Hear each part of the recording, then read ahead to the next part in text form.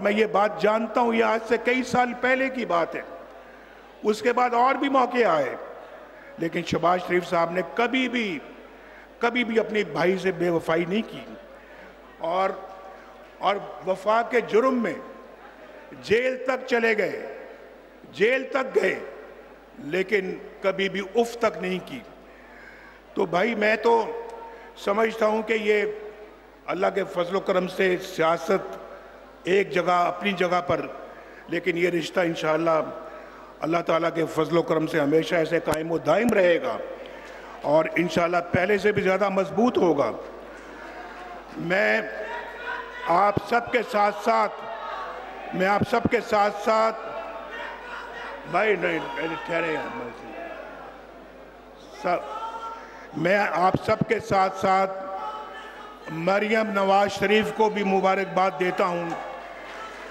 بہت کڑے وقت میں انہوں نے پارٹی کو بھی متحرک رکھا، جیلیں بھی کاٹیں اور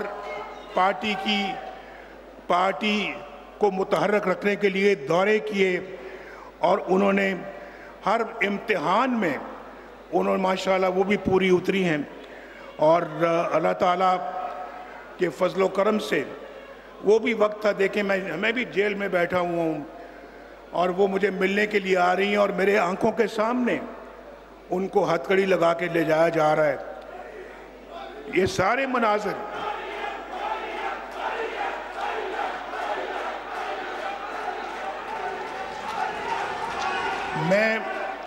میں بات کر رہا ہوں، میں ان کے ساتھ ساتھ حمزہ شہباز کی بھی بات کرنا چاہتا ہوں،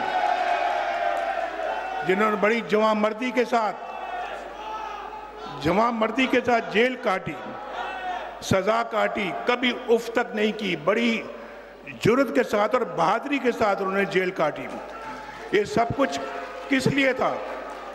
یہ آپ سب کے لیے، اپنی پارٹی کے لیے اور اپنے ملک کے لیے تھا۔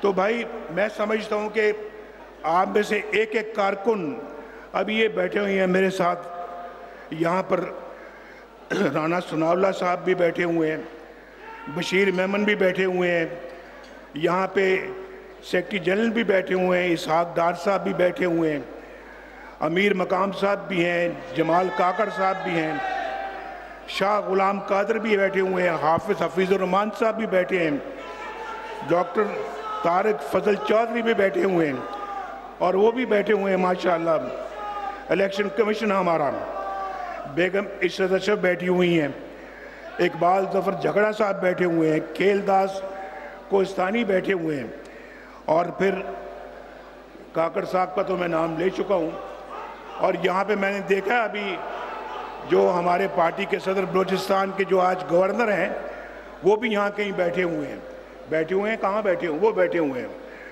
جو گورنر بن چکے ہیں۔ تو ماشاءاللہ یہ اللہ کے فضل و کرم سے سب لوگ وہ ہیں جس میں ہمیں آج بہت فخر ہے کہ وہ ہمیشہ پارٹی کے لیے انہوں نے بہت قربانیاں دیں، اور سب سے زیادہ مبارکباد کے مستحق آپ ہیں۔ آپ ہر امتحان میں ماشاءاللہ آپ پورے اترے ہیں، اور میں یہاں پر یہ بھی بات کرنا چاہتا ہوں، دیکھیں آج موقع ہے، جنرل کاؤنسل بیٹھی ہے، پارٹی کی کریم ہے، قیادت ہے، یہاں بیٹھی ہوئی ہے۔ رانا ثناء اللہ صاحب نے کون سی سختیاں جو برداشت نہیں کی؟ کون سی ہیں؟ خواجہ سعد رفیق صاحب ہے، کون سی سختی جو برداشت نہیں کی انہوں نے؟ اور کیا کیا ظلم نہیں جھیلے انہوں نے جیلوں میں؟ حنیف عباسی صاحب ہیں، اسحاق ڈار صاحب ہیں، آسن اقبال ہیں، خواجہ آصف ہیں، اور پھر ہمارے ایک دوست شاہد خاقان عباسی بھی ہیں جنہوں نے بڑی مصیبتیں جھیلی ہیں، 1999 میں میرے ساتھ جیلیں کاٹی ہیں، کبھی انہوں نے اف تک نہیں کی، بڑی بہادری کے ساتھ کاٹی ہیں۔ پھر اس کے بعد خواجہ سلمان رفیق ہیں، طلال چودھری ہیں، میاں جاوید لطیف ہیں، نہال ہاشمی ہیں، احد چیمہ ہے، اور میرا چھوٹا سا بھتیجا ہے یوسف عباس شریف، اس نے بھی اس عمر میں جیلیں کاٹی ہیں۔ اگر میں نے کسی کا نام نہیں لیا تو میں معذرت چاہتا ہوں، کیونکہ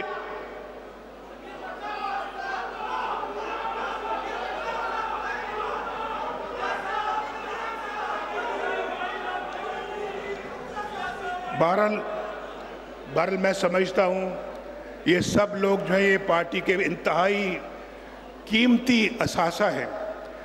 اور بھائی میں تو آج جب سوچ رہا تھا کہ صدارت کا منصب مجھے دوبارہ پیش کیا گیا ہے یا مجھے ذمہ داری سونپی گئی ہے، تو میں سوچ رہا تھا کہ میں جب سے میں وزیر اعلیٰ بنا پنجاب 1985 اس وقت سے لے کے 2017 تک سارا نقشہ میرے دماغ میں گھوم رہا تھا، کن کن مراحل سے میں گزرا اور کیا کیا اللہ تعالیٰ کے فضل و کرم سے ہم نے کارنامے انجام دیے، اللہ تعالیٰ کون کون سے کام ہم سے لیے، اور اللہ کا بڑا شکر ہے، میں بڑا اللہ کا شکر ادا کرتا ہوں کہ جب جب مسلم لیگ نون کی گورنمنٹ آئی، چاہے وہ صوبے میں چاہے وہ مرکز میں، الحمدللہ ہم نے ملک کو ٹرن اراؤنڈ کیا، ٹرن اراؤنڈ،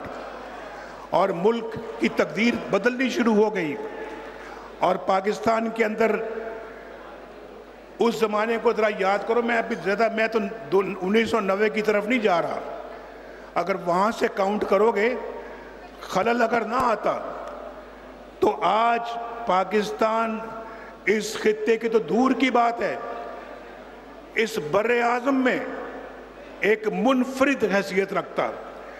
یہ میں آپ کو بالکل سچ کہہ رہا ہوں، یہاں بیٹھے ہوئے لوگ سب اس بات کی تصدیق کریں گے کہ پاکستان اس خطے کی ایک بہت بڑی طاقت ہوتا۔ پاکستان اس اپنا جو ہے وہ بر اعظم ایشیا میں ایک بہت بڑی طاقت ہوتا، لیکن انفارچونیٹلی ٹانگیں کھینچنے کا سلسلہ 1947 سے جاری ہے، 1947 اس وقت سے جاری ہے، اور یہ آج تک جاری رہا، جس نے پاکستان کو بہت افسوس کی بات ہے کہ کمزور کیا۔ میں ابھی باتیں کر رہا تھا تو مجھے آ گیا ایک اور کہ کامران مائیکل صاحب ہیں، انہوں نے بھی 10 ماہ کی جیل کاٹی ہے، حافظ نعمان صاحب ہیں 10 ماہ انہوں نے جیل کاٹی ہے، پھر مفتاح اسماعیل صاحب انہوں نے جیل کاٹی ہے، تو ان سب حسن فواد صاحب نے جو ہے وہ بھی جیل کاٹی ہے 1.5 برس۔ تو یہ میں معذرت چاہتا ہوں کہ میں یہ نام نہیں لے سکا، لیکن میں آپ کو بتاتا ہوں، دیکھیں میری بات سنیں، یہ کبھی کبھی ایسا مجمع ہوتا ہے، آج پارٹی کے کریم بیٹھی ہوئی ہے، ہم نے اپنے پاؤں پہ خود کلہاڑیاں ماری ہیں، یہ ہمیں مان لینا چاہیے، یہ آج مان لینا چاہیے کہ ہم نے اپنے پاؤں پہ خود کلہاڑیاں ماری ہیں۔ میں ایمانداری سے کہتا ہوں، ایمانداری کے ساتھ، کہ 1990 میں جب میں نے حکومت سنبھالی مرکز میں اور وزیر اعظم اللہ کے فضل سے بنا، اگر خلل نہ آتا، بیچ میں ٹانگیں کھینچنے والے لوگ نہ آتے، آج پاکستان میں غربت نام کی کوئی چیز نہ ہوتی، غربت نام کی کوئی چیز نہ ہوتی، بے روزگاری نام کی کوئی چیز نہ ہوتی، آج پاکستان خوشحال ترین ملک ہوتا۔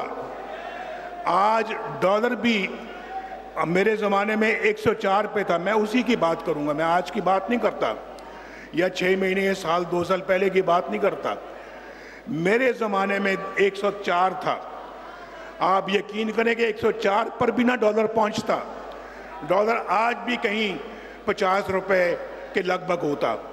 یہ میں بالکل ٹھیک کہہ رہا ہوں، اور پاکستان جو ہے وہ ترقی کی رفتار میں سب سے آگے ہوتا۔ ذرا ملاحظہ فرمائیں، میں 1990 میں نہیں جا رہا، اگر میں جاؤں گا تو بہت کچھ کہنا پڑے گا۔ 2017 میں آ جائیں، میں بتاتا ہوں، قوم کو بھی پتہ لگنا چاہیے، ہماری قوم کی یادداشت کمزور ہے۔ کمزور ہے، یہ نہیں سمجھتی اس نے کیا کیا اور یہ شخص کیا کر گیا ہے، اس نے کیا تعمیر کیا اور اس نے کیا تباہی کی ہے۔ آٹا میں 35 روپے چھوڑ کر گیا تھا، میں پھر دوبارہ گنوا دیتا ہوں کیونکہ سب کی یادداشت کمزور ہوتی ہے۔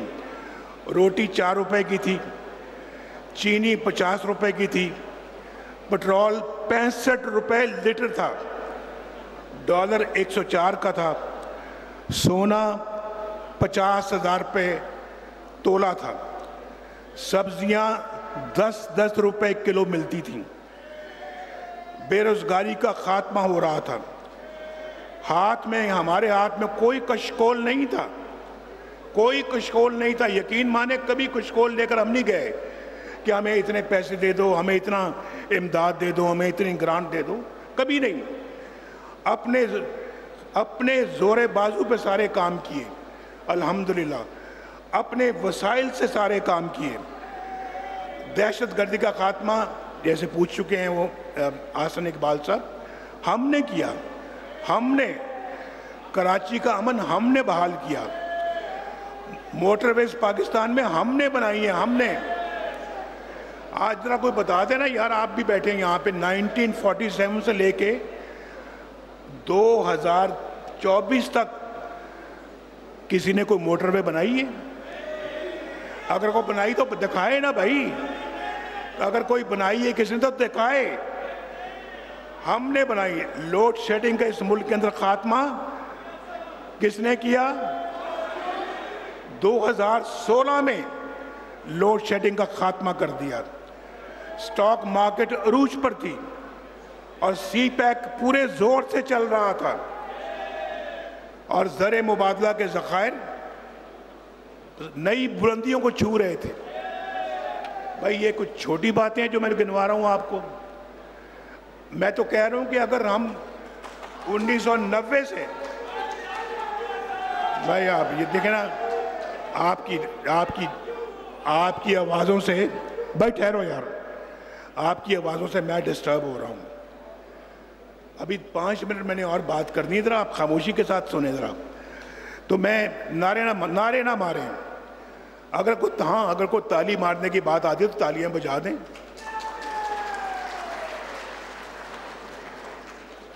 لیکن پاکستان کی خوشحالی صرف 4-5 لوگوں نے چھین لی، کروڑوں عوام کو اس خوشحالی سے محروم کر دیا۔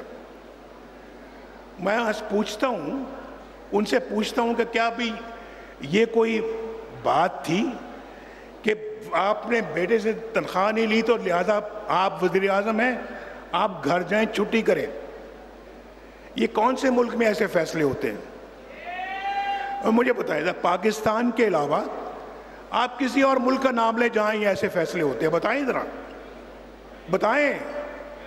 یا تو ہوتا نا کہ میں نے 460 ارب روپے کا ڈاکہ مارا تھا القادر ٹرسٹ، جو بھی آپ جانتے ہیں نا، القادر ٹرسٹ جو عمران خان کا جو ٹرسٹ ہے، 460 ارب روپے کی میں نے ہیرا پھیری کی تھی۔ اس پہ اگر آپ میری چھٹی کراتے تو کوئی مجھے بھی گلہ نہ ہوتا، شاید کوئی میرا ہمدرد بھی نہ ملتا پاکستان میں۔ لیکن آپ میری چھٹی کرا رہے کہ میں نے بیٹے سے تنخواہ نہیں لی۔ یہ کون سے ملک میں ایسا فیصلہ ہوتا ہے؟ یہ ان لوگوں نے پاکستان کو تباہ و برباد کیا، ان لوگوں نے۔ یہ وہ لوگ ہیں، یہ 4-5 لوگوں نے آپ کے مینڈیٹ کو تباہ و برباد کیا۔